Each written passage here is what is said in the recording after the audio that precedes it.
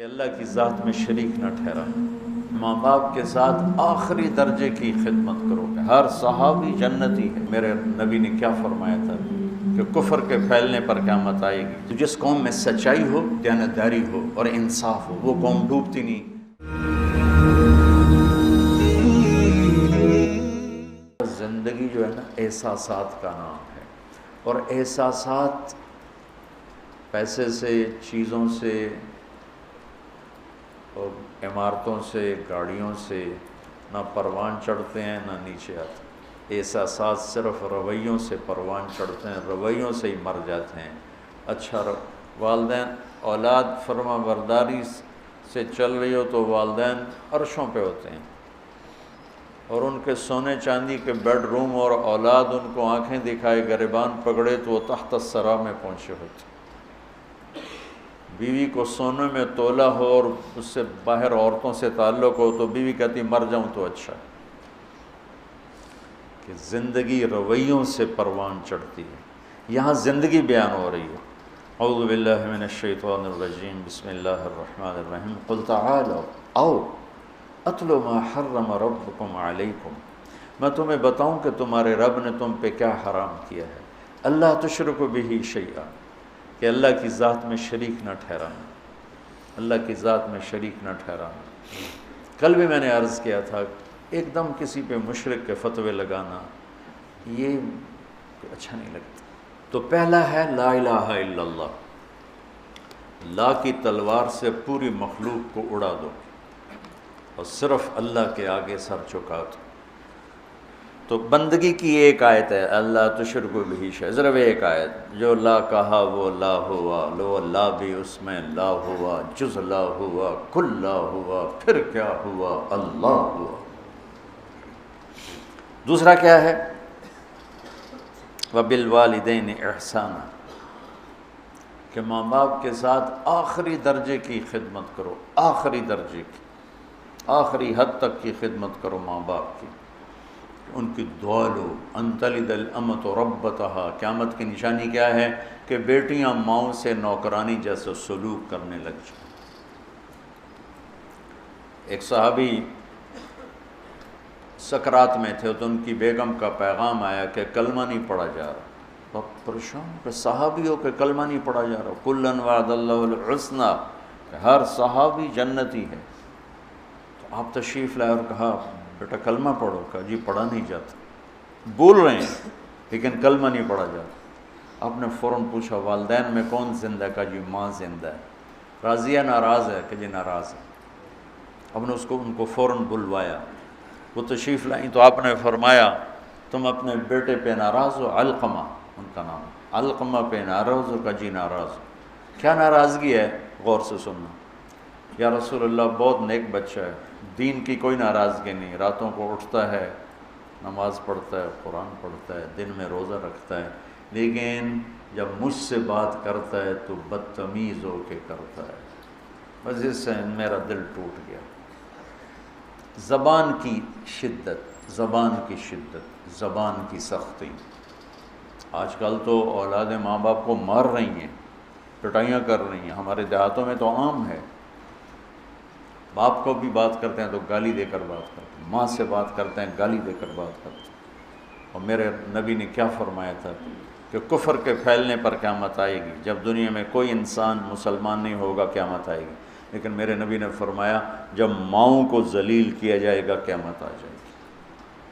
کہا یا رسول اللہ مجھے اس کے دین کا گلہ نہیں، مجھے اس کے اخلاق کا گلہ ہے، مجھ سے بات کرتا ہے تو بدتمیز ہو کے کرتا، تو میرا دل ٹوٹ گیا۔ تو آپ نے فرمایا معاف کرو گی؟ کہ میرا جی نہیں چاہتا۔ آپ نے فرمایا میں آگ لگا دوں سفارش کرو گی؟ کہا نہیں اتنا تو نہیں چاہتے۔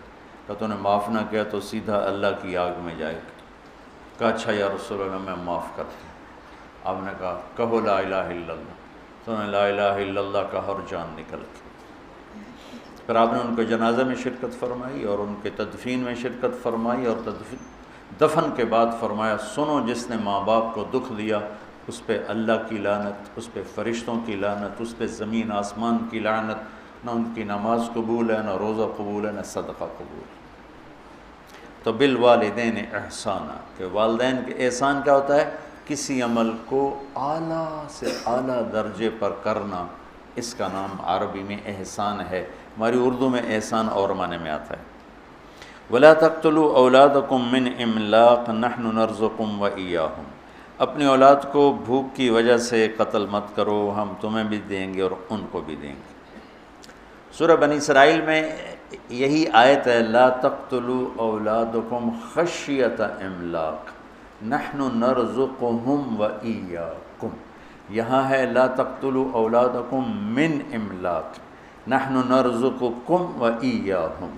یہ قرآن کی خوبصورتی ہے، یہ قرآن کا حسن ہے، یہ قرآن کا جمال ہے، سبحان اللہ۔ سورہ یاسین میں جاء من اقصى المدینۃ رجل یسعی، اور سورہ قصص میں جاء رجل من اقصى المدینۃ یسعی۔ ایک ہی جملہ ہے، ایک جگہ رجل کو پہلے، ایک جگہ رجل کو بعد میں، سبحان اللہ۔ اذ ارسلنا الیہم اثنین فکذبوہما فعزلناہم بثالث، وہ تین جو انبیاء آئے تھے ان کو لوگوں نے جھٹلایا، تو ایک آدمی ان کی مدد، حبیب نجار، ان کی مدد کے لیے دوڑتا ہوا آیا۔ یہ نہ کوئی یہاں موت کا مسئلہ ہے نہ زندگی کا مسئلہ ہے، تائید اور تردید کا مسئلہ ہے۔ قوم رد کر چکی ہے، وہ چاہتا ہے کہ ان کی تائید ہو، تو یہاں رجل آخر میں ہے۔ موسیٰ علیہ السلام ایک آدمی کو قتل کر چکے ہیں، اور ایک آدمی، وہ خبر پہنچ چکی ہے، وہاں فیصلہ ہو چکا ہے اسے قتل کیا جائے، تو ایک آدمی وہاں سے دوڑ لگاتا ہوا آتا ہے، آ کے یہ بتانے کے لیے موسیٰ ان الملأ یأتمرون بک، تیرے تو وہاں قتل کے مشورے ہو رہے ہیں، بھاگ جا۔ تو یہاں آنے والے کی جو اہمیت ہے وہ بہت زیادہ ہے، کوئی ایک زندگی موت کا بن رہا ہے مسئلہ، تو یہاں رجل کو پہلے ذکر کیا، وہاں تائید اور تردید کا مسئلہ ہے، وہاں رجل کو بعد میں ذکر کیا۔ یہ قرآن کی خوبصورتی ہے کہ لفظ کو آگے اور پیچھے کرنے سے اس میں حسن پیدا کر دیتا ہے، معانی بدل دیتا ہے، سبحان اللہ۔ تو یہاں ہے من املاق، تو آگے ہم تمہیں بھی دیں گے انہیں بھی دیں گے۔ یہاں صورتحال یہ ہے کہ والدین فقیر ہیں پہلے سے، وہ کہہ رہے ہیں کہ بچہ پیدا ہوگا تو وہ کھائے گا کہاں سے، تو اللہ تعالیٰ ان کو کہہ رہے ہیں تم اپنے فقر کا ڈر نہ کرو، تمہیں بھی دوں گا اور اس آنے والے کو بھی دوں گا۔ وہاں سورہ بنی اسرائیل میں والدین فقیر نہیں، کھاتے پیتے ہیں، لیکن ان کو ڈر ہے کہ بچہ آئے گا تو روٹی کا بوجھ بڑھے گا، پھر روٹی کہاں سے آئے گی، پھر پوری کہاں سے ہوگی، تو اللہ تعالیٰ نے وہاں کر دیا خشیۃ املاق، کہ تم کھا پی رہا ہے پر ڈر لگا ہوا ہے، تو اللہ نے وہاں بچوں کو پہلے کر دیا کہ آنے والے کو بھی دوں گا، تمہیں بھی دوں گا۔ یہ قرآن کی خوبصورتی ہے۔ تو اللہ تعالیٰ فرما رہا ہے کہ آج کل کی منصوبہ بندی، اس سے کل بھی میں نے بتایا تھا، پھر دوہرا رہا ہوں، کم بچے خوشحال کرانا ہے نہیں، نیک بچے خوشحال کرانا، چھوٹا خاندان زندگی آسان نہیں، نیک خاندان زندگی آسان۔ ہماری ایک چاچی تھیں، وہ ہماری فیملی کی اس نسل میں تھیں جہاں عورتیں بانجھ ہوتی ہیں، یا اولاد ہوتی نہیں، یا زیادہ زیادہ دو، زیادہ، تو اس کے قدرتی دو ہوئے، ایک بیٹا ایک بیٹی، بیٹی کی بھی شادی ہو گئی، بیٹے کی بھی شادی ہو گئی، چاچی پہ چھو کر لی آنکھیں، شالا کسے دے دو نومن، شالا کسے دے دو نومن، کیا وہ دیواروں سے بات کرے یا نوکرانیوں سے بات کرے، کس سے بات کرے، کوئی بات کرنے میں 8-7 منٹ، کوئی اگو، کوئی پچھوں، کوئی کھبے، کوئی سچ، کوئی روندا پہ ہے، کوئی ہنسدا پہ ہے، کوئی لڑدا پہ ہے، تو ماں باپ بھی مشغول ہوتے ہیں، اور دو بچے دو ہی اچھے، ارے بھائی بچے نیک اچھے 2 ہوں 10 ہوں، نیک ہیں تو شکر ہے اللہ کا، اور بدکار ہوں، ایک ہی ہو بدکار ہو تو کیا کرو گے، ساری زندگی روتے رہو، پیٹتے رہو۔ تو آج کے ماحول میں یہ اس کی یہ صورت بنی ہوئی ہے۔ رزق کا تعلق آبادی سے نہیں ہے، جو گھٹ بڑھ رہا ہے آبادی کی وجہ سے نہیں، سود، جھوٹ، ذخیرہ اندوزی، سٹے بازی، ہیرا پھیری، 2 نمبری، اس سے لوگوں میں فقر ہے۔ آبادی کی وجہ سے فقر نہیں ہے، یہ ظالم انسانوں کی وجہ سے طاری کردہ فقر ہے۔ اگر دیانتدار ہوں، بازاروں میں دیانت ہو، سچائی ہو، سٹا نہ ہو، جوا نہ ہو، سٹاک نہ ہو، تو سب کے چولہے جلیں گے۔ مدت سے لگ رہی تھی لب بام ٹکٹکی، تھک تھک کے گر گئی نگہ انتظار آج۔ وہ اکھیاں تھک کے واپس آ جائیں گی، نہ سچا ملے گا، نہ دیانتدار ملے گا، نہ منصف ملے گا، ظلم و ستم سے بھرا ہوا۔ اسلام کے باوجود جو ذلت ہے تو اس کی 3 وجہ ہیں۔ ہم جھوٹ بولتے ہیں، ہم ظلم کرتے ہیں، ہم دھوکہ دیتے ہیں۔ اور جو قوم سچ بولے اور دیانتدار ہو اور انصاف کرے، وہ کافر بھی ہوگی تو اللہ ان کو عزت دے گا، اور مسلمان ہوں گے تو دونوں جہان کی عزت پائیں گے، کافر ہوں گے تو اس جہان کی عزت پائیں گے، آگے تو ایمان پہ فیصلہ ہے۔ اور جس قوم میں جھوٹ ہو اور دھوکہ ہو اور ظلم ہو، اللہ انہیں ذلیل کرے گا، چاہے ساری قوم رات کو تہجد پڑھے دن میں روزہ رکھے۔ یہ اللہ کا ایک عالمی قانون ہے۔ وَلَا تَقْتُلُوا النَّفْسَ الَّتِي حَرَّمَ اللَّهُ إِلَّا بِالْحَقِّ، اور کسی کو قتل مت کرو، کسی کو قتل مت کرو، کہ قتل کرنے والے پر فَجَزَاؤُهُ جَهَنَّمْ خَالِدًا فِيهَا 2، غضب اللہ علیہ 3، وَلَعَنَهُ اللَّهُ 4، وَأَعَدَّ لَهُ عَذَابًا عَظِيمًا 5 عذاب اللہ نے قاتل کے لیے سنائے ہیں، غضب اور لعنت اور جہنم اور ہمیشہ کی جہنم اور عذاب عظیم۔ اور جب انصاف کمزور ہوتا ہے تو پھر ظلم و ستم شروع ہو جاتا ہے۔ ہماری عدالتیں انصاف ہی نہیں دیتی، ہمارے جج بکے ہوئے، ہمارے وکیل بکے ہوئے، اور ان سے پہلے ہمارے عوام ظلم و ستم کی انتہا کیے ہوئے ہیں کہ بے گناہوں کے نام بھی پرچے میں لکھوا دیتے ہیں، اور وہ بھی قتل کے۔ مولوی عباد اللہ صاحب جیلوں میں جاتے ہیں، میں بھی ان کے ساتھ گیا ہوں لیکن زیادہ نہیں، کتنے بے گناہ لوگ وہاں سزائیں بھگت رہے۔ یہ تو کل ہو گئی تھی، میں نے اس کو دوبارہ دہرا دیا چونکہ یہ زندگی سے متعلق اور بہت اہم مضمون تھا، اس لیے میں نے اس کو دوبارہ دہرایا۔ پھر اللہ کہتا ہے ذَلِكُمْ وَصَّاكُمْ بِهِ لَعَلَّكُمْ تَعْقِلُونَ، یہ تمہارا رب تمہیں وصیت کر رہا ہے تاکہ تم عقل والے بنو۔ میں نے کہا تھا اردن واسعہ، سرسبز زمین، گل و گلزار سے بھری ہوئی زمین کو اردن واسعہ کہتے ہیں۔ وہ کلام جو دل کی زمین کو گل و گلزار بنا دے اسے وصیت کہتے ہیں۔ تو اللہ کہہ رہا ہے یہ میں تمہیں بار بار وصیت کروں گا۔ وصا، اوصا ایک دفعہ، وصا بار بار۔ یہ وہ مضمون ہے جو بار بار بیان ہونا چاہیے، اور میری یہ فریاد ہے کہ ہمارے خطیبوں نے ان مضامین کو بیان کرنا چھوڑ کر انتہائی غیر ضروری چیزوں کو منبر پر آ کے بٹھا دیا۔ پھر اس کے بعد اللہ تعالیٰ دوسری وصیت فرماتا ہے وَلَا تَقْرَبُوا مَالَ الْيَتِيمِ إِلَّا بِالَّتِي هِيَ أَحْسَنُ حَتَّى يَبْلُغَ أَشُدَّهُ، یتیم کے مال کے قریب نہ جانا سوائے خوبصورت طریقے کے یہاں تک کہ وہ بالغ ہو جائے۔ یہ یہاں یتیم کے مال کے قریب یہ اس معاشرت کا حکم ہے۔ اس زمانے میں جہاد ہو رہا تھا، شہادتیں ہوتی تھیں، جوان بچیاں بیوہ ہو جاتی تھیں، چھوٹے بچے یتیم ہو جاتے تھے، اور معاشرت اسلامی تھی، ان کی فوری شادی ہو جاتی تھی۔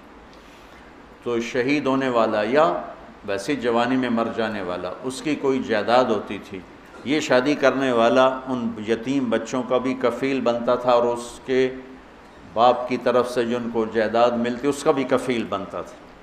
تو عربوں میں یہ پہلے سے دستور تھا، تو وہ جو شادی کرتا تھا وہ بعض اوقات اس مال پہ قابض ہو جاتا تھا، جب اسلام نہیں تھا اس مال پہ قابض ہو جاتا تھا۔ تو اللہ تعالیٰ نے اسلام آیا تو اللہ نے خوبصورت کر کے اسے زندگی کا راستہ بتایا کہ اگر تجھے ضرورت ہے، یتیموں کی کفالت کے لیے پیسہ چاہیے، تجھے اپنی ضرورت کے لیے پیسہ چاہیے، تو ضرورت کے بقدر استعمال کر، باقی یتیم کا مال ہے، یتیم کے مال کو تو ہدیہ بھی نہیں دیا جا سکتا۔ جب میرے نبی مدینہ پہنچے تو آپ کو جگہ پسند آئی مسجد کے لیے، تو پتہ چلا وہ 2 یتیم بچوں کی تھی، اور اسعد بن زرارہ رضی اللہ تعالیٰ عنہ ان کے کفیل تھے۔ تو آپ نے ان کو بلا کر فرمایا کہ یہ زمین ہمیں چاہیے مسجد کے لیے۔ ان کا یا رسول اللہ ہم گفٹ کرتے ہیں مسجد کے لیے۔ کہا نہیں، یہ یتیم کا مال ہے، یہ گفٹ نہیں ہو سکتا۔ وہ بڑے ہوتے بالغ ہوتے پھر ٹھیک تھا، وہ بچے ہیں اور تم وکیل ہو، تم نہیں گفٹ کر سکتے۔ کہا اچھا یا رسول اللہ آپ قیمت لگوائیں، جتنی قیمت لگے گی اس سے کم پہ آپ کو دے دیں گے۔ آپ نے کہا ٹھیک ہے۔ تو اس کی قیمت لگوائی گئی 7 دینار، جو میرے نبی نے مسجد بنائی اس کی زمین کی قیمت لگی 7 دینار۔ تو اسد بن زرارہ نے عرض کیا تھا کہ ہم قیمت گھٹا دیں گے، تو آپ نے اس کو بلا کر فرمایا یہ بچوں کی زمین کی قیمت لگی ہے 7 دینار اور میں دے رہا ہوں 10 دینار۔ اوہ ہو، آج کل ایک اور بڑی بے حسی، مجھے اس پر یہ یاد آ گیا، کوئی بھائی پھنس جائے نا، نقصان ہو جاتا ہے، فراڈ ہو جاتا ہے، پھر وہ اپنا گھر بیچنے پہ آتا ہے یا پلاٹ بیچنے پہ آتا ہے یا دکان بیچنے پہ آتا ہے تو روپے کی چیز 4 آنے کی قیمت لگاتا ہے۔ اور مجھے ایک پراپرٹی ڈیلر کہنے لگا کہ جی مجھے فلاں بڑے تاجر کا فون آیا کہ کوئی مرغہ پھنسا نہیں۔ میں نے کہا کیا مطلب مرغہ پھنسا نہیں؟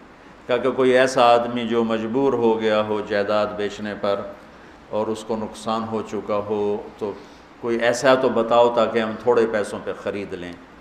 تو قریب سے صبح کے سیر کر رہے تھے، ایک گھر کے قریب سے گزر گیا، جیسے یہ گھر والا ہے، اس کا گھر 24 کروڑ کا ہے، 6 کنال ہے اور اس کی قیمت لگ رہی ہے میکسیمم 18 کروڑ۔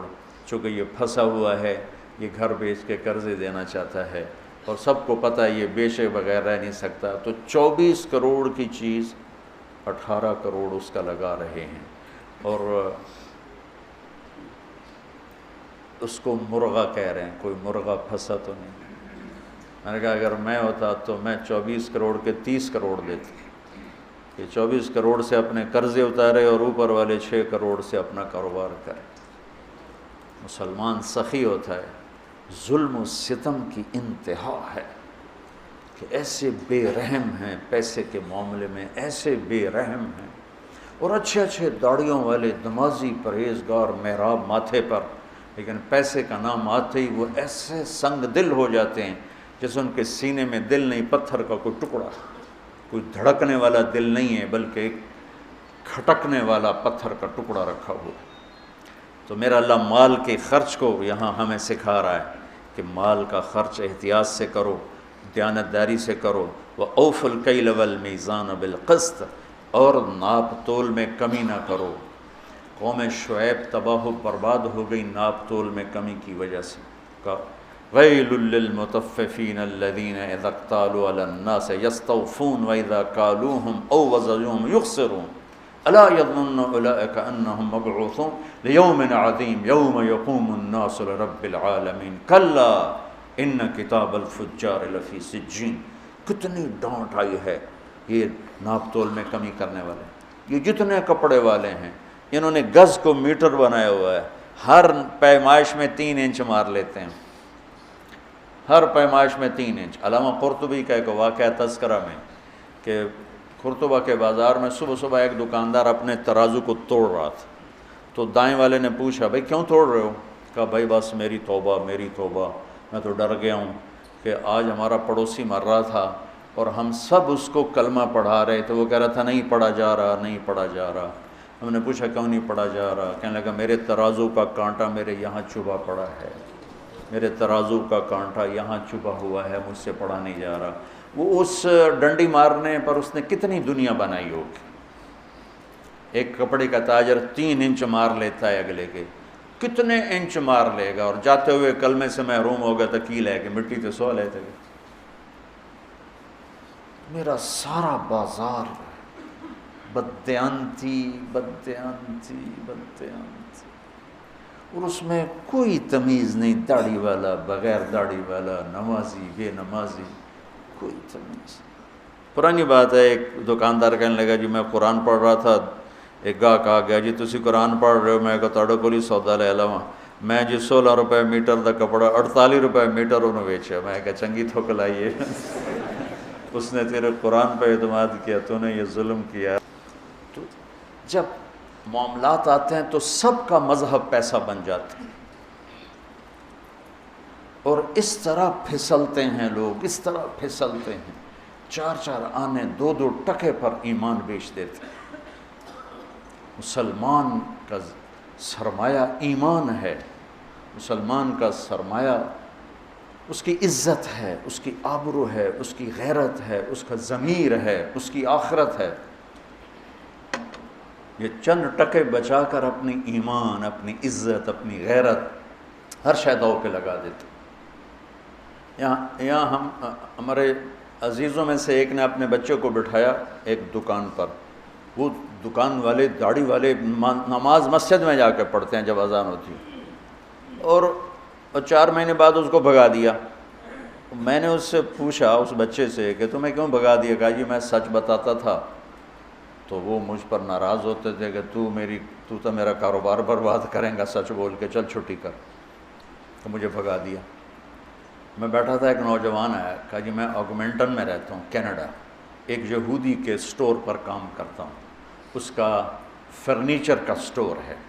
تو میں جب پہلے دن اس کی نوکری میں گیا تو اس نے مجھے بلا کر کہا یہ سارا بیچنے کا ہے، لیکن یہ جو صوفہ پڑا ہوا ہے اس میں فالٹ ہے، تو کوئی گاہک یہ خریدنے لگے تو اس کو بتانا ہے کہ اس میں یہ فالٹ ہے۔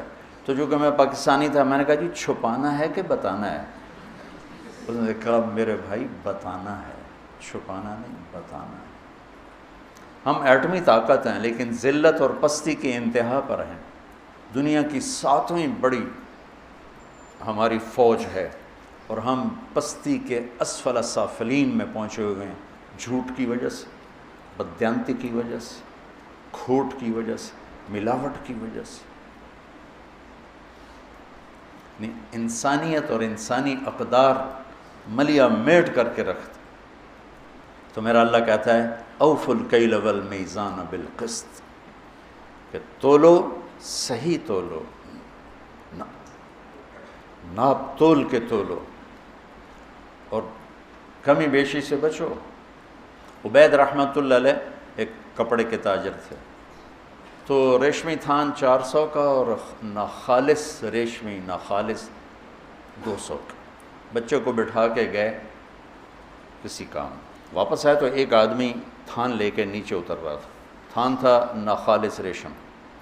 کہنے لگے بھائی کتنے میں لیا ہے؟ کہا جی 400۔ کہنے لگے 400؟ کہا جی، کہا مہنگا ہے؟ کہا جی نہیں ٹھیک ہے، میرے گاؤں میں 500 کا بکے گا، مجھے 100 درہم کا نفع ہے۔ کہا تو 300 اور کما سکتا ہے۔ کہا ابھی آپ کون ہو؟ کہا میں دکان کا مالک ہوں۔ ان کو ساتھ لے لی۔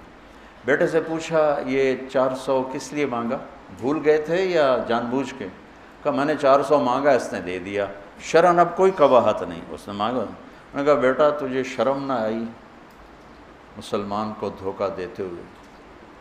تجھے 200 پہ بھی نفع مل رہا تھا، 400 کیوں نہیں؟ تو اس کو 200 نکال کے دیے کہ بھائی یہ لے جا، 300 نفع بنا۔ جب یہ تجارت تھی تو جھنڈا پوری دنیا پہ لہراتا تھا۔ اب یورپ کی دکان پہ جاؤ، مال واپس کرو، خوشی سے لے لیں گے، یہاں لکھا ہوتا خریدا ہوا مال واپس نہیں ہوگا۔ میں نے کہا اگر کوئی یہاں کا تاجر ہوتا اور اس کا پتر 200 کی 400 میں بیچتا تھا، واہ میرا پتر تو تب پیونوں بھی کٹ گیا، ایلا 100 روپے، ایلا 100 روپے فلودہ کھا، میں چھری رکھیں جی میں رکھی ہے۔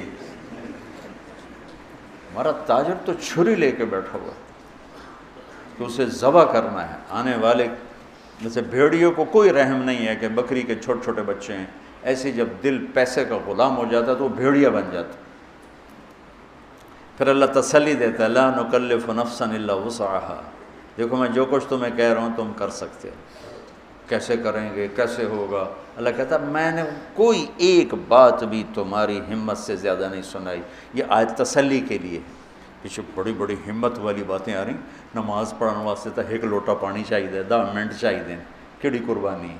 سچ بولنے کے لیے پسینہ آ جائے گا، صحیح تولتے ہوئے پسینہ آ جائے گا، مال کا عیب بتاتے ہوئے خبر لگ جائے گی۔ تو میں نے بیان کیا تو ایک ہمارا دوست ہے، اس کا شو روم ہے، تو ہماری جماعت گئی پشاور، اس کا بہت بڑا شو روم ہے، تو میں اس کو ملنے گیا تو وہ مجھے دکھا رہا تھا، تو ایک گاڑی کھڑی تھی ٹویوٹا، نہیں، کہنے لگا یہ گاڑی دیکھ رہا ہوں، کہا یہ 1 سال ہوا ہے نہیں بک رہی تمہاری وجہ سے۔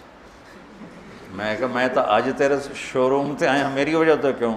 کہا تم نے ترغیب دی تھی سچ بولو، تو میں یہ گاڑی لگ گئی تھی جب اس کو ٹرک سے اتار رہے تھے، تو اس کو ٹھیک کر کے ہم نے لگا دیا ہے، جو آتا ہم کہتے ہیں لگی ہوئی ہے وہ چھوڑ کے چلا جاتا ہے۔ میں نے کہا مجھے دے دو، میں خرید لیتا ہوں۔ اس وقت ٹویوٹا 5 لاکھ کی تھی۔ کہنے تمہیں جرمانہ کیوں ڈالوں، انشاءاللہ بک جائے گی، لیکن میں نے سوچا سچ ہی بولنا ہے، جھوٹ نہیں بولنا۔ 1 سال وہ گاڑی کھڑی رہی۔ ابھی ہماری جماعت وہیں تھی کہ اس کا فون آیا کہ میری گاڑی بک گئی۔ میں نے فالٹ بتایا تو بھی بک گئی۔ تھوڑا سا اللہ دیکھتا ہے پھر دروازے کھول دیتا ہے۔ اس لیے کہتا ہے لا نکلف نفسا الا وسعها، جو تمہیں بتا رہا ہوں نا تم کر سکتے ہو، تمہاری ہمت سے اوپر میں نے کچھ نہیں بتایا۔ وَإِذَا قُلْتُمْ فَاعْدِلُوا وَلَوْ كَانَ ذَا قُرْبَىٰ وَبِعَهْدِ اللَّهِ أَوْفُوا ذَلِكُمْ وَصَّاكُمْ بِهِ لَعَلَّكُمْ تَذَكَّرُونَ، اور جب بولو تو انصاف کا بولو، فَاعْدِلُوا، چاہے یہ گواہی تیرے رشتہ دار کے خلاف ہی جاتی ہو، لیکن بولو تو سچ بولو۔ اس سے مراد صرف گواہی نہیں ہے، اس لیے قلتم کا لفظ آیا جس میں وسعت ہے۔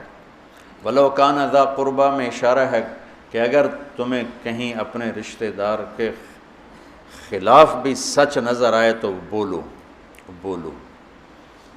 گواہی کا لفظ نہیں ہے، قلتم کے اندر گواہی بھی ہے، اور قلتم کے اندر عموم ہے، جب بول انصاف کا بول، یعنی ایسا بول نہ بول جو کسی کی عزت کو اڑا دے، کسی کی پگڑی کو اچھال دے، کسی کی عزت نفس کو ذبح کر کے رکھ دے، کسی کی بیٹی کی عزت اچھل جائے، کسی کے بچے کی عزت اچھل جائے، ایسا بول نہ بول۔ یہ صرف عدالت کی گواہی کی حد تک نہیں ہے، عدالت کی گواہی کی حد تک نہیں، میرا مستقل مضمون ہے زبان کی حفاظت کرو، زبان کی حفاظت کرو، ماں باپ کے آگے سنبھل کے بولو، بیوی کے آگے سنبھل کے بولو، بچوں کے آگے، ہر انسان کے آگے سنبھل کے بولو۔ جہاں خون کے رشتے ہیں وہاں بہت زیادہ سہ جاؤ، تھوڑی دیر کی تکلیف ہوگی، پھر اللہ تمہیں ایسی راحت دے گا کہ اس کا مزہ لوگی۔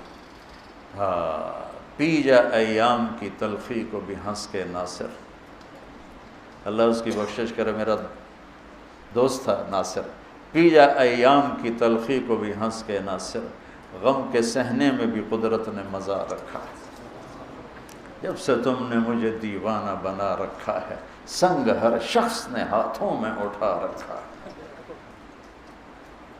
صبر میں بھی ایک لذت ہے، ایک مٹھاس ہے، جیسے غصہ نکالنے میں ایک تسلی ہوتی ہے، بعد میں پشیمانی کے انبار لگ جاتے ہیں، پی جانے میں ایک کڑواہٹ ہوتی ہے، اور بعد میں راحت و انبساط اور فرحت کے دروازے کھل جاتے ہیں۔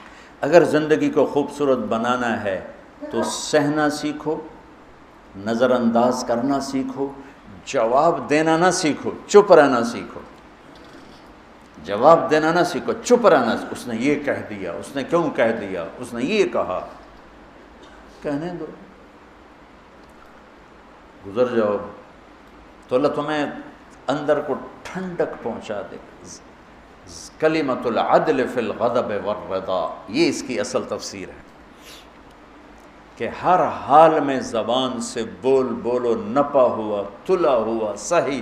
ہم انسان ہیں، کبھی بریک فیل ہو جائے گی تو ہو جاتا، کلمہ نہیں، لیکن یہ عادت نہ ہو جائے تو اللہ سے توبہ، یا اللہ معاف کر، جس سے زیادتی ہوئی اس سے معافی اور تلافی، اور پھر ہمت کر کے پھر سفر شروع کریں گے، پھر گر پڑیں گے، کیا ہوا؟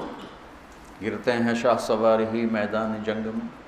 یہ تو جنگ ہے نفس کے ساتھ، جو خوفناک جنگ ہے، جو ہر آن ہر گھڑی جاری ہے، کبھی وہ جیتے گا، کبھی ہم جیتیں گے، جب وہ جیتے گا ہم روئیں گے، معافی مانگیں گے اللہ سے بھی، جس سے زیادتی ہوگی اس سے بھی، تو اللہ تعالیٰ اس پر ہمارا، اللہ خوش ہوگا، اور اللہ ہمیں آہستہ آہستہ آہستہ آہستہ نفس مطمئنہ نصیب فرما دے گا۔ وَإِذَا قُلْتُمْ فَاعْدِلُوا، زبان کے بول کو عدل والا بنا دے۔ لقمان علیہ السلام کا فرمان ہے، بیٹا چپ رہنے پہ کبھی نہیں پچھتایا، ہمیشہ اپنے بول پہ پچھتایا۔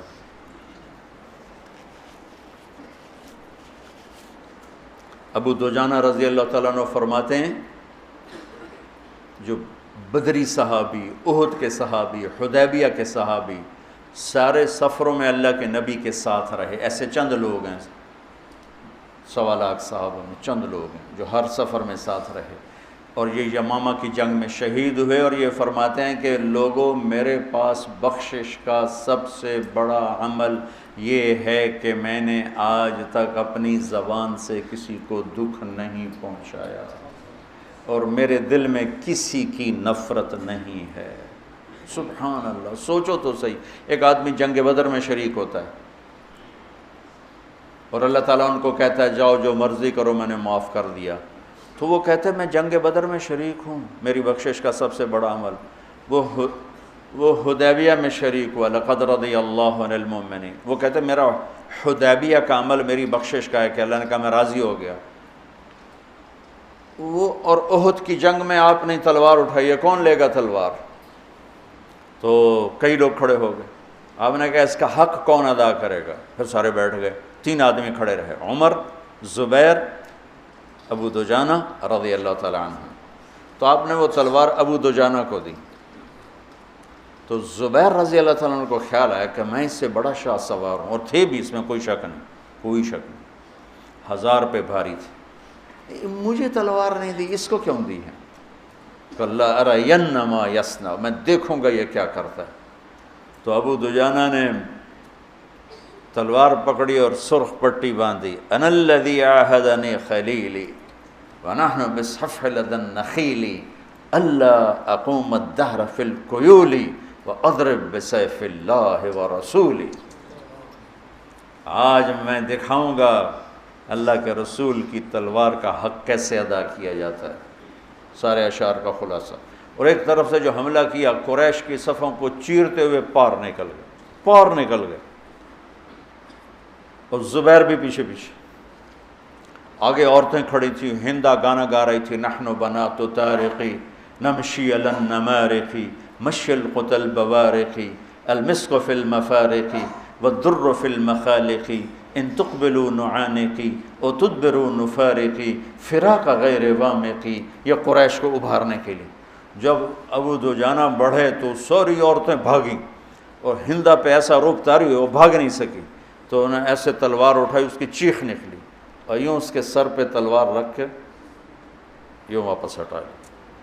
پیچھے زبیر تھے، کہنے لگے یہ کیا کیا ہے؟ کہا میرے نبی کی تلوار ہے، عورت کے خون سے گندا کروں؟ نہیں.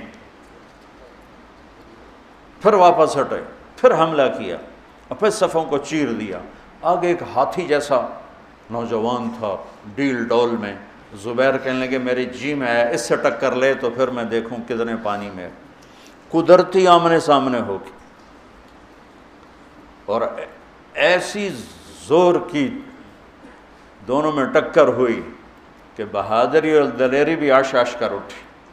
اور دائیں بائیں کے لوگ متوجہ ہو گئے ان دونوں کی جنگ دیکھنے کے لیے. تھوڑی دیر کے لیے رک گئے. ایسی خوبصورت ان کی جنگ اور دلیری اور بہادری کے رک گئے ایک دفعہ قدم. اس نے وار کیا، ابو دجانہ کی ڈھال ٹوٹ گئی اور اس کے کندھے کو زخمی کر دیا. ابو دجانہ نے وار کیا، اس کی ڈھال توڑ کے تلوار یہاں لگی، 2 ٹکڑوں میں چیر کے پھینک دیا یوں. اور پھر چہرے سے ٹوپی ہٹا کر کہا ماذا ترى انا ابو دجانہ، کیا دیکھتے ہو؟ میں ہوں ابو دجانہ. یہ بندہ اتنے بڑے بڑے فضائل والا ان باتوں کی بجائے کہتا ہے کہ میری بخشش کا سب سے بڑا عمل یہ ہے کہ میں نے آج تک اپنی زبان سے کسی کو دکھ نہیں پہنچایا، اور میرے دل میں کسی کے بارے میں بغض نہیں. میرے بچوں، اپنے دل کو بغض سے پاک کرو. مولویوں کے دل میں بغض زیادہ ہوتا ہے، پتہ نہیں کیوں ہوتا. اس لیے کہ وہ قانون ہی پڑھتے رہتے ہیں، محبت کا سبق نہیں پڑھتے، فقہ ہی پڑھتے رہتے ہیں، وہ پھر غصے میں ہی ہو جاتے. ہمارے خواجہ غلام فرید سرائکی کے بادشاہ ہیں، وہ فرماتے ہیں سکھ ریت روش منصوری نو ہن ٹھپ رکھ کنز کدوری نو ہادی نہ سمجھ ہدایہ کافی نہ سمجھ کفایہ. کافیہ بڑی مشہور کتاب ہے، تو وزن شعر کی وجہ سے اس کو بدلا ہے. ہادی نہ سمجھ ہدایہ کافی نہ سمجھ کفایہ کر پرز شرع وقایا ایو دل قرآن کتاب ہے۔ چونکہ قرآن سے نہیں جڑتے نا ہم، اور سیرت سے نہیں جڑتے، تو دل کی دنیا خشک سی ہو جاتی ہے، جیسے زمین پانی کے بغیر خشک ہو جاتی ہے، ایسی دل کی دنیا خشک ہو جاتی ہے۔ ساری امت کی خشک ہوئی پڑی ہو، تم سارے مولوی بیٹھے ہو اس لیے میں تمہارے سامنے یہ کہہ دیا، ورنہ سب کا یہی حال ہے، غصے سے بھرے ہوئے، بغض سے بھرے ہوئے، برداشت نام کی شے کوئی نہیں۔ محبت کرنا سیکھو، محبت دینا سیکھو، حسن ظن سیکھو، نفرت سے دلوں کو پاک کرو، دل آزاری سے زبان کو پاک کرو۔ وَبِعَهْدِ اللَّهِ عَوْفُوا، اور اللہ سے کیے ہوئے عہد و پیمان کو نبھاؤ، اللہ سے کیے ہوئے عہد و پیمان کو نبھاؤ۔ وہ لا الہ الا اللہ ہے، الست بربکم قالوا بلی، اللہ کو رب مانا ہے، نبھا کے دکھا دو۔ اللہ کہتا ذالکم وصاکم بہ لعلکم تذکرون، یہ اگلی وصیت ہے جو اللہ تمہیں کر رہا ہے کہ شاید تمہیں کچھ یاد آ جائے۔ پھر آگے اللہ خوشخبری سناتا ہوا أَنَّ هَذَا صِرَاطِي مُسْتَقِيمًا، یہی ہے میرا سیدھا راستہ، فَاتَّبِعُوهُ، اسی پہ چلنا، وَلَا تَتَّبِعُوا السُّبُلَ، دائیں بائیں چھوٹے رستوں پہ نہ جانا، فَتَفَرَّقَ بِكُمْ عَنْ سَبِيلِهِ، یہ تمہیں اصل راستے سے ہٹا دے گا۔ یہ ہے فرقہ واریت، کہ ان مسائل پہ لڑنا جن کا نہ جنت سے تعلق ہے نہ جہنم سے تعلق ہے، جس کا نہ آخرت سے تعلق ہے نہ دنیا سے تعلق ہے۔ تو میرا اللہ کہہ رہا ہے ان چکروں میں نہ پڑنا، ہاتھ یہاں باندھنے ہیں کہ یہاں باندھنے ہیں کہ چھوڑنے ہیں، رفع یدین کرنا ہے یا چھوڑنا ہے، سورۃ فاتحہ پڑھنی ہے یا نہیں پڑھنی ہے، یہ بھی کوئی لڑنے کی چیز ہے؟ سیدھا راستہ امت پنے کا۔ ہم علماء دیوبند کے شاگرد ہیں، وہ ہمارے لیے بنیان کی طرح ہے، لیکن چولا ہمارا امت پنے کا ہے، کرتا ہمارا امت پنے کا ہے۔ میں تم سب کو یہ کرتا پہنانا چاہتا ہوں کہ ہم علماء دیوبند کی تشریح دین پر راضی ہیں اور ان کے دلائل کو ہم قبول کرتے ہیں، لیکن باقیوں کو عزت دیتے ہیں، احترام کرتے ہیں۔ ہم کرتا پہنتے ہیں محمدی۔ آگے میرے نبی کے دین کی تشریح میں عقائد میں بھی اختلاف ہے، اعمال میں بھی اختلاف ہے، ترجیحات میں بھی اختلاف ہے، یہ سب انشاءاللہ جنت میں جائیں گے۔ جو لا الہ الا اللہ محمد رسول اللہ کا قائل ہے، اسی پہ مر گئے، انشاءاللہ جنت میں جائے گا۔ ہم نہ ٹھیکیدار بنے، اے بھی کافر، اے بھی کافر، اے بھی کافر، اے بھی کافر، جنت اچ کہیں جاؤنا ویلی پہ ہی رہے گی۔ تو اللہ کہتا ہے یہ ہے میرا سیدھا راستہ، اور اس میں آپ دیکھو کہ سب اخلاقیات، سب بس ایک لا تشرکوا بہ شیئا میں اشارہ کیا عقیدے اور عبادت کی طرف، وَبِعَهْدِ اللَّهِ أَوْفُوا، دو، باقی سب اخلاق اخلاق اخلاق، اور پھر آخر میں کہ یہ ہے اصل دین، اصل دین ہیں یہ چیزیں، ان اقیموا الدین ولا تفرقوا فیہ، دین ایک ہی ہے، جو اصول ہیں، جو فرائض ہیں، جو اخلاقیات ہیں، تمام اہل مکتب، اہل فکر، اہل مسلک، اہل مذہب، کون کہے گا جھوٹ بولو، کون کہے گا بدکاری کرو، فحاشی کرو، کون کہے گا ماں باپ کی بدتمیزی کرو، کون کہے گا ناپ تول میں کمی کرو، کون کہے گا دھوکہ دو، فراڈ کرو، ملاوٹ کرو، کھوٹ کرو، کون کہے گا نفرت کی آگ جلاؤ؟ یہ ہیں وہ صراط مستقیم والی صفات جس پر چل کر ہم سیدھے آنکھیں بند کر کے چلیں، دوڑتے چلے جائیں۔ باقی سب چھوٹی چھوٹی سڑکیں ہیں، گم ہو جائیں گے، یہ موٹر وے ہے، گاڑی ڈالو اور چلو، سزوکی بھی پار۔ یہ بہت بڑی وصیت ہے، اس کو وصایا ثلاث کہتے ہیں۔ سورہ انعام کیا پورے قرآن کے خوبصورت دروس اور اسباق کا خلاصہ ہیں یہ چند